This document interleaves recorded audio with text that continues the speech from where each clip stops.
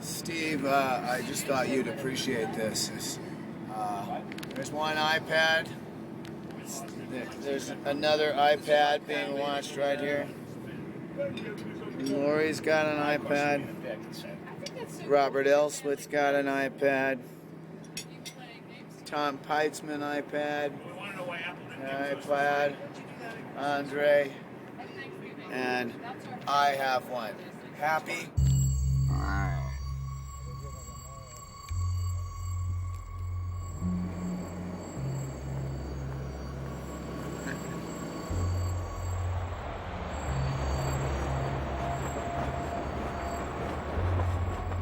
When we were selling Star Trek in 2009, we were fortunate enough to go to a whole bunch of different countries. So we had one night in Dubai.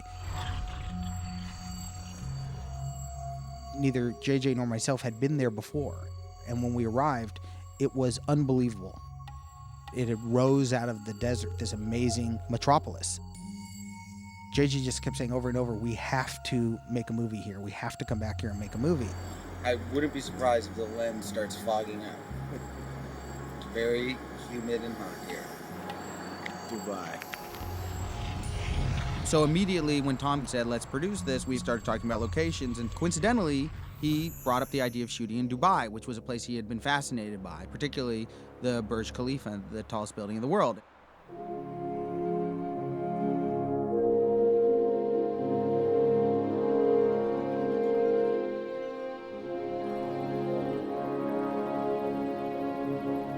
To say that Tom was a producer with a capital P on this movie is an understatement. I mean, just the idea of going to Dubai and shooting on the building was something that we thought we'd have to recreate the building and do it a more traditional way. And it was Tom who said, no, I'm going to go out there. We'll find a way to be able to make it happen. And he really led the charge.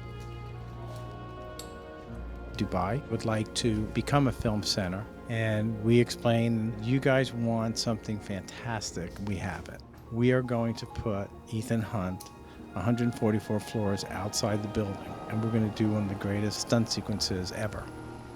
They just opened up the doors to the city and said, go and shoot whatever you want to shoot. Tom was practicing sliding around and climbing back and forth. He was around the middle of the Burj, but still, you're looking down on certainly everything in Dubai. Where he was poking around was taller than the Empire State Building. They have some unfinished floors in the Burj, and that was actually perfect for us because we could put our equipment there and all that stuff. And we were just kind of on one of those empty floors. So he's poking around out there, and we kind of forget that he's out there. And the sun was going down. All of a sudden, we hear this, woo, this voice outside the building, and then you see a body like going, wow. And it practically gave us all heart attacks.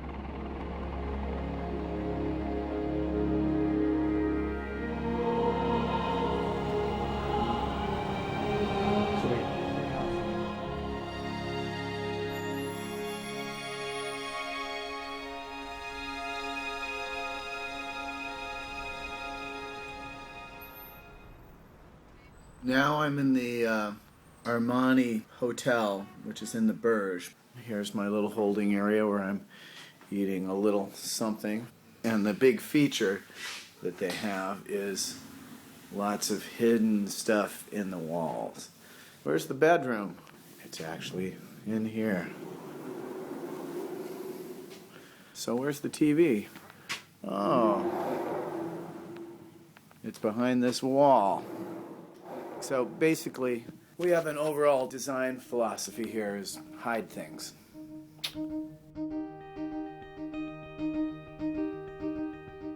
The Burj is really interesting. I didn't realize what impact we would have to the building. We would have to drill into the ground, we'd have to drill into the ceilings, and we had to get permission for every hole that we drilled. And we had to start taking windows out. And these are windows that had never been taken out and aren't meant to come out. Which windows are taken out? Taking out the big ones. What floor? We got on 126. At first, there was a big resistance about taking them out, and we said, look, if windows can go in, they can come out. If we can't do that, then we can't do the sequence. So there were conversations that took place about that, and everyone found a way to do it. Not only did we have to take a window out to get Tom access, we had to take a window out for the camera. And then we had to take a window out for the special effects guys. Then we had to take a window out for the stunt guys for doing the wires. So all of a sudden, we started out like, we'll take 3 or 4 windows out. And by the time we were done, I think we took 26 windows out. Once we had windows out, we had a lot of people working around it, and safety became a huge issue. So we had to create these red boxes that were taped out, and anybody who stepped inside of that tape had to have a harness and had to be tied off. Just notice we're all wearing vests and harnesses because this window is open. At the 130 to Scotty. Say hello, Scotty. Hey, Scotty. You're Scotty. I'm Scotty. Good, it's hard to find. But anyway, to cross here, you have to hook into one of these yo-yos, which if you'll notice, if I pull quickly on it, it stops. So you have to be hooked in a harness and on one of these to go out there and work. This is BSTV, by the way, behind the scenes. What did you think I meant?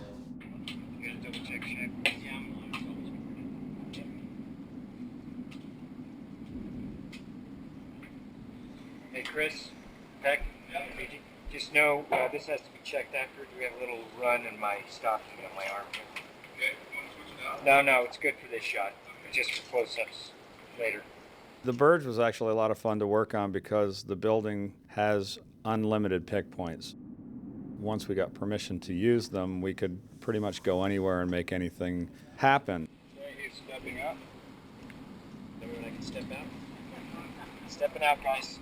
It wasn't really a question of safety and taking chances to us, which I think was one of the biggest problems in the beginning, is everybody looked at us, but we're going to be 2,000 feet in the air, and to us it's like being 2,000 feet, 5,000 feet, or 50 feet in the air, it's all the same.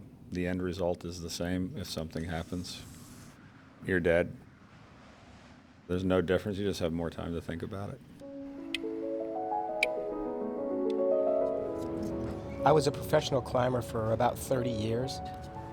My job was to make Tom act and look like a real climber, which he's doing a really good job at. Okay, Tom, we're ready to go. Okay, let's do it. I'm ready. Stand by. Okay, we're set. He listens well and understands everything. That's very impressive, actually, for an actor to do this. Camera's just pulling out. Okay. I don't know if there's an actor out there that can even hold his lunch bucket as far as nerves. Even before getting to Dubai, I had them build the glass wall for me. And we'd throw hot lights on it to bring the glass and the metal up to the temperature that it would be. And it was also physically getting training in the harness. And I would do speed climbs where for 30 minutes I would just climb up and down, so that I was ready when the camera was ready and that no one would be waiting for me. So if you put your right arm when you're looking, yep, and then as soon as you pull that left one, I drop you. Climbing the Burj, it's not just a stunt, it's a character and you've got to perform. Here we go. Greg, you want to call it? Walk, please. There's a lot of things to think about. 3, 2, 1. I'm fortunate that I get to do exactly what my dream was, is to make movies. Trip. And I get the opportunity to climb the tallest building in the world. But when I climb to the very top of the Burj, there's a great sense of beauty to look out upon the desert.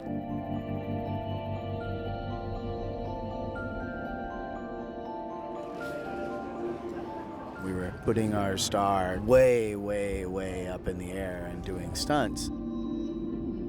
I don't think we would have been able to prepare that if we hadn't had, Greg Smers and his team, because they're just really good. We've done the number of stunts a normal action movie has already, and we're only about 40% done with our movie.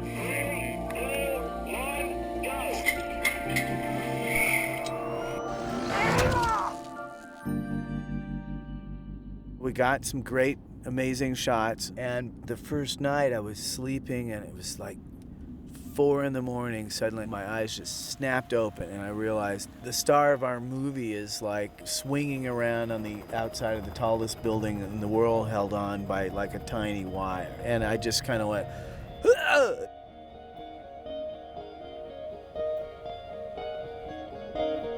This is a building that's still in construction, so a lot of the floors we were shooting at had to be brought up to a certain code of ours to be able to shoot on. Okay, here we go. Ready? 3, 2, 1, go. To get elevators to reach some of the floors, to have power on some of the floors. We had to meet with the board of directors, had to meet with the engineers to assure them we weren't going to endanger anybody. We weren't going to destroy their building. Going back up, get ready to go again. So we had to make them comfortable with us, and I think we did that. I think we got it. Want to do another one for the heck of it? Resetting. Okay, we'll do one more just while we're here. I was so focused on doing what my part of it was, as I think everybody was, that you kind of force this calmness on yourself.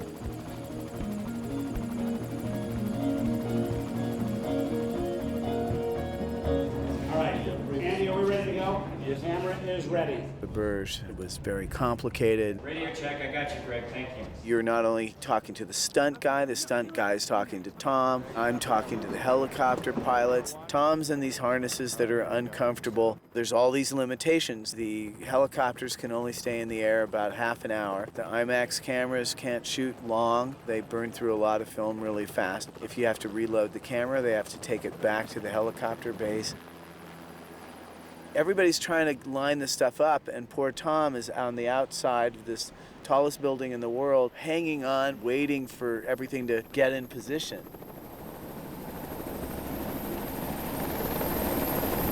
Do you want me to jump further and longer so that it can pan around? The only thing is it looked like your feet were skittering a little bit right before the jump. Okay, Greg, did you copy that? Copy that. Yeah, I just got to get a couple more, little Bambi leaps in there beforehand. Greg, they said they're having a little more Bambi, a little more, Peter Pan?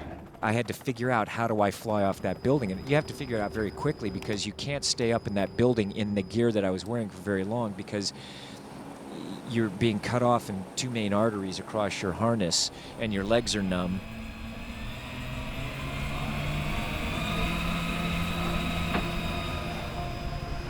Okay, let's go to 1. So when you're set, Tom, we'll go. I'm set. All right, we're set. I had to do it very quickly. I had to go, just decide. I just had to get it. You had to get it, you had to get it, you had to get it. Action!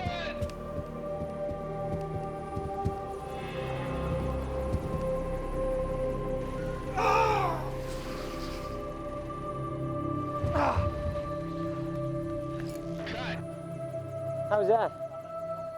Oh, that was fun.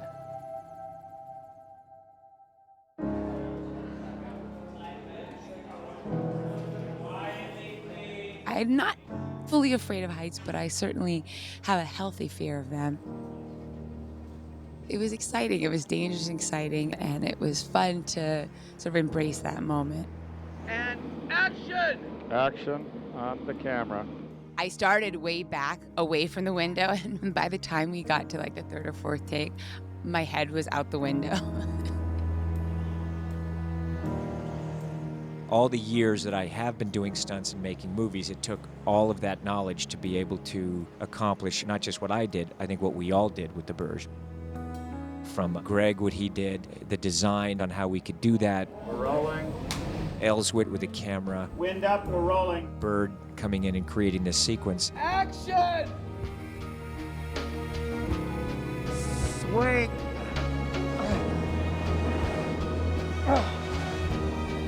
Dazed. Cut.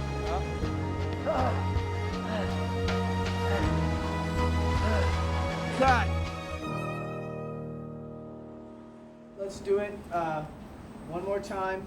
Heights, to me, I think are more terrifying than running the second floor, third floor, because it feels like, oh yeah, I could probably break my leg.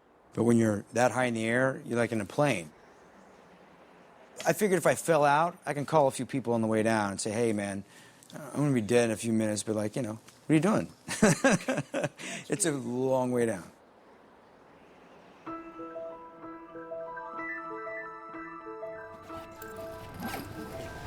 Did you sleep last night? Yeah, I usually sleep till about 3 a.m. I sleep from 11 to 3, and that's when I wake up to my 65 emails. We're shooting 65mm 15 perf, which is about that big each frame. Action! exposed negative until it's developed isn't anything. It's just a chemical reaction. If it gets opened or x-rayed at any point, it's gone.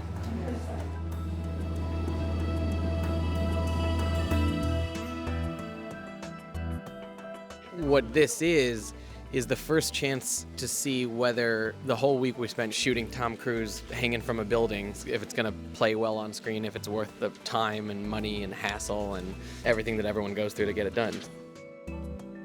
It's fantastic. I mean, there were audible gasps in some shots, and this is when they're just in their roughest state, so it was pretty great. The reflections in the glass have moving things in them, like cars and stuff like that, and then they're actually reacting to the pressure of Tom's hands. And it's the kind of detail that you would never think to get in effects, and if you did do it, it would be tremendously expensive.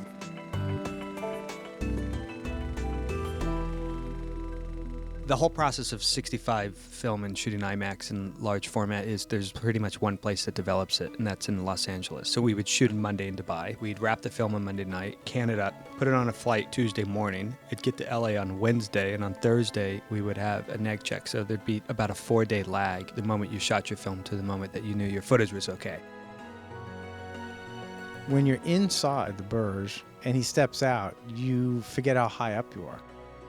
It was only when I went to Daly's and I realized what I was watching was when I got like nauseous. I said, this is insane. It was strange because a couple years earlier, driving through Dubai, discussing with Brian Burke the theory of doing a movie there, and then sitting on the set of Super 8, watching dailies in between takes of Tom Cruise risking his life to do something for a film, for his art. It was amazing to watch.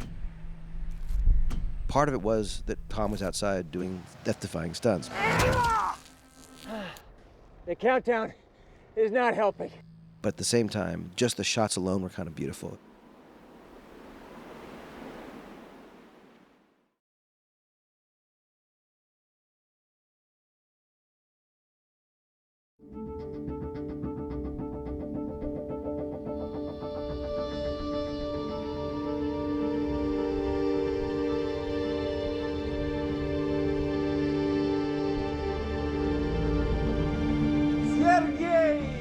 Sergey, my friend.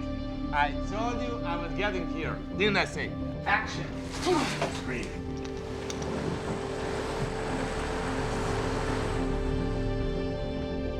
Wait, roll cameras? Hey, Mark. Hey, B, Mark. Action.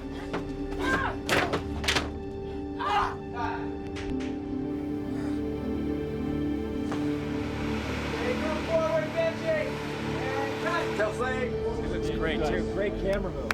Well done, boys. Great camera, great shot. I've been on the movie now 14 months.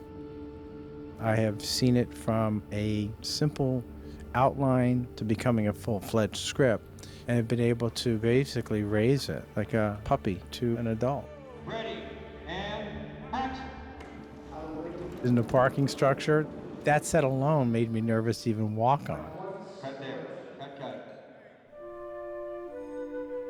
Originally, we started building it at the studio, and the stage wasn't big enough, so we moved to a shipping manufacturing facility where they actually used to build ships. And we took over this massive hangar.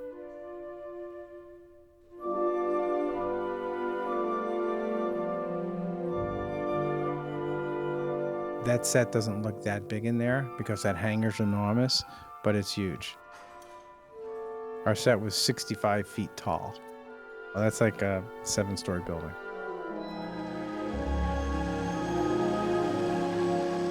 So it was a very complex, automated parking structure with hydraulic paddles, all computerized. Special effects, we work with construction. They built the outside of it, and we built the moving parts. The paddles can hold 7,500 pounds each. Either paddle can move at the same time, 180 degrees. 10 years from now, I think I'll remember building this car park structure and filming on this whole thing was quite a big deal. Okay, cut, So this is pretty cool because we have one giant sound stage and we have the car drop going on up here where Ethan's car drops down a roller coaster. And we have second unit doing inserts. And then over here is the car park. So it's all of this is going on in one giant set, which is really kind of cool, kind of old-fashioned movie-making wonderfulness. All right, quiet, ready, go on about, roll sun. You're shooting double the footage in the same amount of time. You have a massive amount of people working on main unit shooting this enormous set.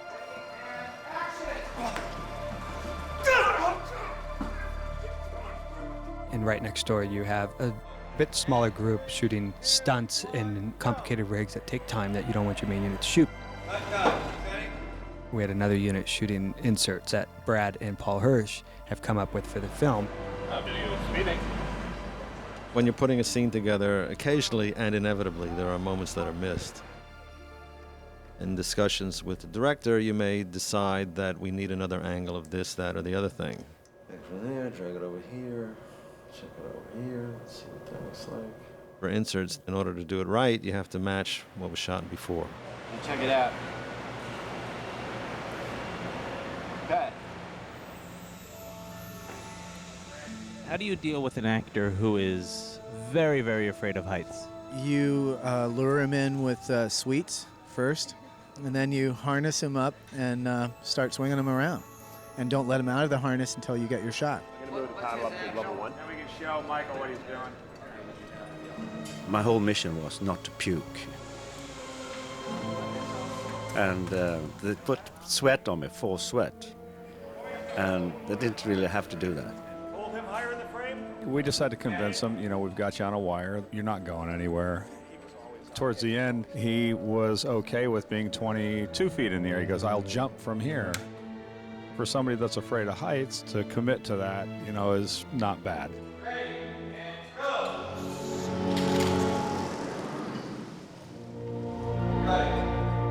I'm not so keen on heights. The thing is, you hide behind your character, so it works in that way. There's a rumor now you actually want to do it all the way from the top, Michael. Is that true? As quick as we can, let's do that paddle, guys. Camera's going south paddle. And action. Before the film was shot, almost all of the previs was done in Los Angeles.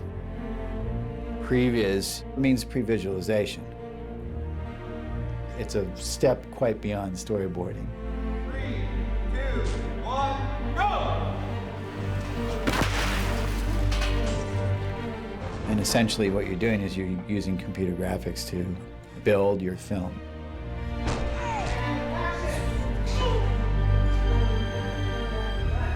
You can actually run your camera through the structure in the same way you would have said.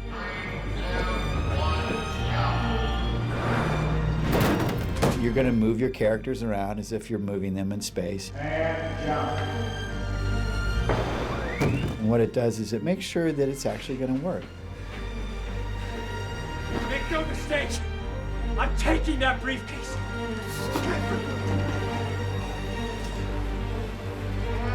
Action! Action!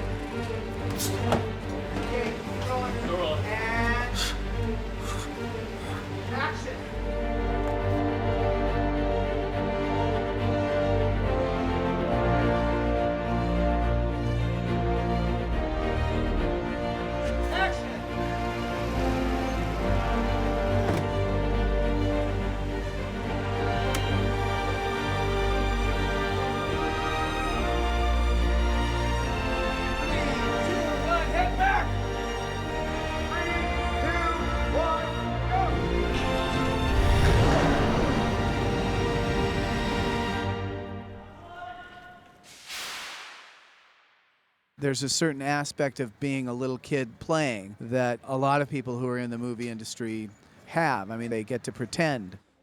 I can go to that imaginary place really easily, maybe a little too easily. When I was a kid, I remember there were certain shows that I liked on TV, and I had to get dressed in the costume of the show. If it were a Western show, I would have to very quickly change into my cowboy gear to watch the show. And so the amount of time between one show ending and the other show beginning, I had to get into the gear. But that shows the fantasy must be, 100% now. Action! I was already preset to that from early on. As are many of the people who are on these sets. They all like building pretend worlds. All right, give it! They like creating something imaginary and making it seem real.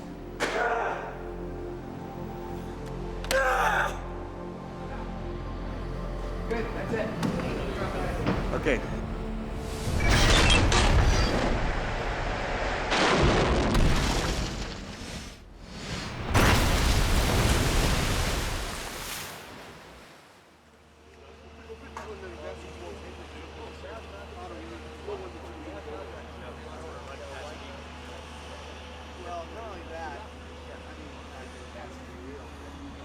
I'm starting to notice little signs that were being done, like my apartment is getting packed up. Things are going in boxes. It was 8 to 6. Now I got to cut this together, and I'm hoping that there won't be a lot of loose ends. And they will show themselves when we cut it together. There will be things that we thought would cut together that won't. We're on Ethan coming out, seeing Hendrix, the shot that precedes what we just did. Things that you thought were absolutely necessary, you find out you can easily do without, and then we'll have to change the rhythms. Action! But that also affects everything else. You change one thing in Act 1 and suddenly something doesn't work in Act 3, and you don't know what the problem is until you go back and retrace your steps. It's like chaos theory, butterfly can affect the weather. In the last year, I've been home less than 4 months. Just going from freezing cold in Prague and to the sweltering heat in Dubai. Back to the freezing cold in Vancouver. Watching Brad Bird make something that should be completely impossible possible. And cut. That was good. The only thing we should change is we should have more people around. Brad is a great storyteller. He understands what works, what doesn't work. He'll tell you how to take something good and make it great. So the most important thing I tried to do with Brad was to explain to him that he's got to find the stamina that it takes to go out and make a live-action movie. And bang! Rumble! Run! You're going to work 12 to 14 to 16 hours a day. Cut. Sometimes 7 days a week, especially on this movie when you're dealing with this many countries and the logistics. What I love about what Brad did in this movie is it's an unabashed, awesome, fun spy movie. It completely embraces the spirit of what you would hope a Mission Impossible movie would be.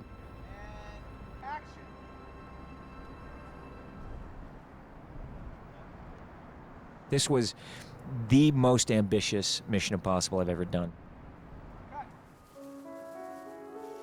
In terms of the amount of characters, the locations, the scope. We're hot with the effects with the rig. I think it was fully realized with Brad Bird. I think it went even beyond the ideas that I was exploring. We're set, fire the hole. Ready, and action! Really, I loved it. I loved every minute of it.